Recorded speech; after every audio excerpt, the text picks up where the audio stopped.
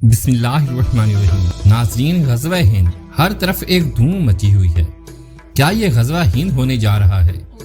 میں نے سوچا آپ کی خدمت میں غزوہ ہند کی صحیح احادیث پیش کروں، جن کی بنیاد پر یہ والا موضوع زیر بحث بنا ہوا ہے۔ ناظرین، بہت سارے لوگ اس کے بارے میں کیا کہتے ہیں، لیکن میں اپنا تجزیہ پیش کروں گا اور پہلے آپ کو حدیث مبارک پیش کروں گا تاکہ آپ کو بھی سمجھ آ جائے کہ ہم کیا بات کر رہے ہیں۔ ناظرین، حضرت ابو ہریرہ رضی اللہ تعالیٰ عنہ سے یہ روایت ہے کہ نبی کریم صلی اللہ علیہ وسلم حضرت ابو ہریرہ رضی اللہ تعالیٰ عنہ سے باتیں فرما رہے تھے، اور باتوں کے دوران آپ صلی اللہ علیہ وسلم نے کیا ارشاد فرمایا، یعنی ہندوستان کے ذکر کے بارے میں، یعنی مستقبل کا حال بتاتے ہوئے، ضرور تمہارا ایک لشکر ہندوستان سے جنگ کرے گا، اللہ ان مجاہدین کو فتح عطا فرمائے گا، حتیٰ کہ وہ مجاہدین ان کے بادشاہوں کو بیڑیوں میں جکڑ کر لائیں گے اور اللہ ان کی مغفرت فرما دے گا، اور پھر جب وہ مسلمان واپس پلٹیں گے تو عیسیٰ ابن مریم علیہ السلام کو شام میں پائیں گے۔ حضرت ابو ہریرہ رضی اللہ تعالیٰ عنہ نے فرمایا، اگر میں نے وہ غزوہ پایا تو میں اپنا نیا اور پرانا سامان سب بیچ کر اس غزوہ میں شرکت کروں گا۔ جب اللہ تعالیٰ نے ہمیں فتح عطا فرما دی اور ہم واپس پلٹ آئے تو میں ایک آزاد ابو ہریرہ ہوں گا جو ملک شام میں اس شان سے آئے گا کہ وہاں عیسیٰ ابن مریم کو پائے گا۔ یا رسول اللہ، اس وقت میری یہ خواہش ہوگی کہ میں ان کے پاس پہنچ کر انہیں بتاؤں کہ میں آپ صلی اللہ علیہ وسلم کا صحابی ہوں۔ ناظرین، راوی فرماتے ہیں کہ جب ابو ہریرہ رضی اللہ تعالیٰ عنہ نے یہ بات فرمائی تو نبی کریم صلی اللہ علیہ وسلم مسکرا پڑے اور ہنس کر فرمایا، بہت مشکل ہے، بہت زیادہ مشکل ہے۔ ناظرین، یہ حدیث اب آپ نے ملاحظہ فرمائی، غور کیجئے، میں بہت جگہ پر سن رہا ہوں لوگ کہتے ہیں کہ محمد بن قاسم ہو چکا، یا محمود غزنوی جو کہ انڈیا کے اوپر قبضہ بھی کیا اور جنگ بھی لڑا، شاید وہی غزوہ ہند تھا۔ ناظرین، مجھے سمجھ آتی ہے کہ جو لوگ یہ بات کرتے ہیں یا وہ حدیث پوری پڑھتے نہیں ہیں یا وہ اس کو خود اپنی مرضی سے تبدیل کر دیتے ہیں۔ یہاں یہ ذکر ہو رہا ہے کہ جب اللہ رب العزت غزوہ ہند میں فتح عطا فرمائے گا اور جب تم واپس لوٹو گے، ان کے ساتھ ان کے بادشاہوں کو بیڑیوں میں جکڑ کر لاؤ گے، مطلب کہ ان کے اوپر چینز پہنا کے ان کو قید کر کے لاؤ گے وہاں کے بادشاہوں کو، اور جب آپ لاؤ گے تو اس کے بعد جب آپ پہنچو گے تو وہاں پر دوسری جگہ ملک شام میں حضرت عیسیٰ علیہ السلام کا نزول ہو چکا ہوگا۔ یہ دونوں ایونٹ ساتھ ساتھ ہی ہیں، سٹیپ بائی سٹیپ، ٹھیک ہے۔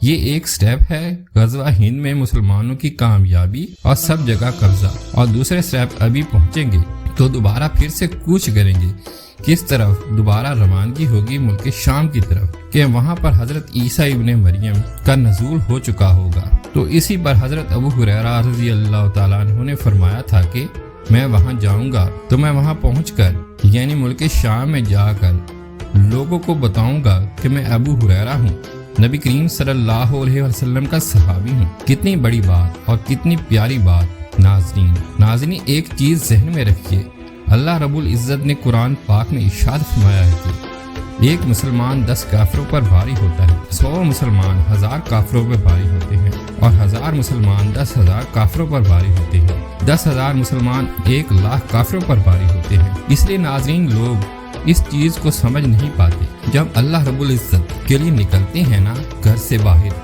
اللہ رب العزت کے لیے جنگ کے لیے نکلتے ہیں تو فرشتے آتے ہیں مدد کرتے ہیں، لیکن آپ کو نکلنا پڑتا ہے، آپ کو تلوار اٹھانی پڑتی ہے، تب جا کے فرشتے آ کے حاضر ہوتے ہیں، لیکن مدد کو آتے ہیں۔ مجھے یاد آتا ہے کہ بڑے ہی پیارے میں ان کو کافی سنتا تھا، پاکستان کے وفات پا گئے ہیں علامہ صاحب، لاہور میں جو وفات پا گئے تھے، شاید علامہ خادم نام ہے ان کا، رحمۃ اللہ علیہ۔ تو ان کے بیان بڑے زبردست ہوتے تھے۔ سامنے تو وہ فرماتے تھے کہ اپنے میزائل نکالیں، اپنے جہاز نکالیں، جب آپ نکالیں گے تو پہاڑوں کے اوپر فرشتے بھی کھڑے آپ کا انتظار کر رہے ہیں، آپ ہمت کریں۔ جی ناظرین، وہ صحیح فرماتے تھے، بالکل صحیح فرماتے تھے۔ وہ کہتے تھے، وہ حدیث کے روشنی میں کہتے تھے، اور جو اللہ رب العزت کا نظام ہے، آج بھی اللہ رب العزت مسلمانوں کی مدد فرمائے گا۔ تو ناظرین، غزوہ ہند کی جو میں نے حدیث آپ کی خدمت میں پیش کی ہے، اس کے علاوہ اور بھی ہیں۔ غزوہ ہند لگتا ہے ہونے کو ہے، اور بڑی شان بیان کی گئی ہے اس کی۔ غزوہ اس کو کہتے ہیں جس میں نبی کریم صلی اللہ علیہ وسلم نے خود شرکت کی ہو۔ اب اس کے اندر جو باقی راز کیا ہیں، ایک اور حضرت ثوبان رضی اللہ تعالیٰ عنہ سے روایت ہے کہ نبی کریم صلی اللہ علیہ وسلم نے فرمایا، میری امت کے 2 گروہوں کو اللہ تعالیٰ دوزخ کے عذاب سے بچائے گا۔ میری امت کے 2 گروہوں کو اللہ عذاب سے بچائے گا۔ وہ کون سے 2 گروہ ہیں ناظرین؟ ان میں سے ایک ہندوستان میں جہاد کرے گا اور دوسرا حضرت عیسیٰ علیہ السلام کے ساتھ ہوگا۔ یہ اس کا مطلب یہ ہے کہ جو بندہ غزوہ ہند میں شرکت کرے گا اللہ رب العزت اس کو بخش دے گا۔ سبحان اللہ۔ ناظرین، یہ احمد بن حنبل کی احادیث جو مسند احمد میں ہے، یہ تو بہت بڑی بات ہے۔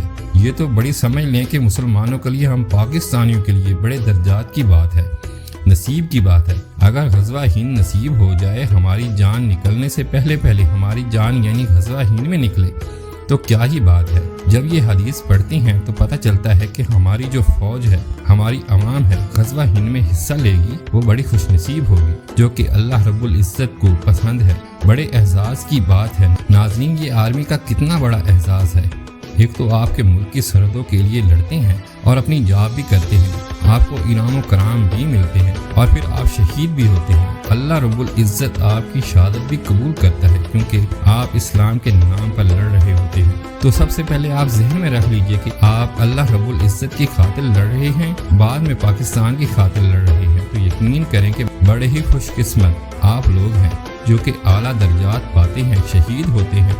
سبحان اللہ۔ آپ دیکھیں نا کہ دنیا کے کتنے ملک ہیں جن کی آرمی آپس میں لڑتی رہتی ہے لیکن ان کو کچھ حاصل نہیں ہوتا، گولیاں کھا کر مرے اور ختم اور فاصل جہنم ہو گئے، لیکن پاکستان آرمی کی یہ سبحان اللہ خوش قسمتی ہے۔ آپ کو سلام ہے میری طرف سے، آپ بڑے خوش قسمت ہیں کہ آپ جب اسلام کے لیے لڑتے ہیں تو آپ شہید ہوتے ہیں، تو اللہ رب العزت کا جو ہے آپ کو قرب حاصل ہوتا ہے، شہید پرندوں کی طرح جنت سے اٹھتے ہیں۔ سبحان اللہ۔ تو ناظرین، اللہ کرے کہ ہم سب لوگوں کو غزوہ ہند نصیب ہو، وہاں شہادت بھی ہمیں ملے تاکہ ہم یہ درجات پا لیں، ہماری بخشش ہو جائے۔ ہمارے اعمال تو ایسے نہیں ہیں کہ ہم بخشے جا سکیں۔ اللہ آپ سب لوگوں کا حامی و ناصر ہو، آمین یا رب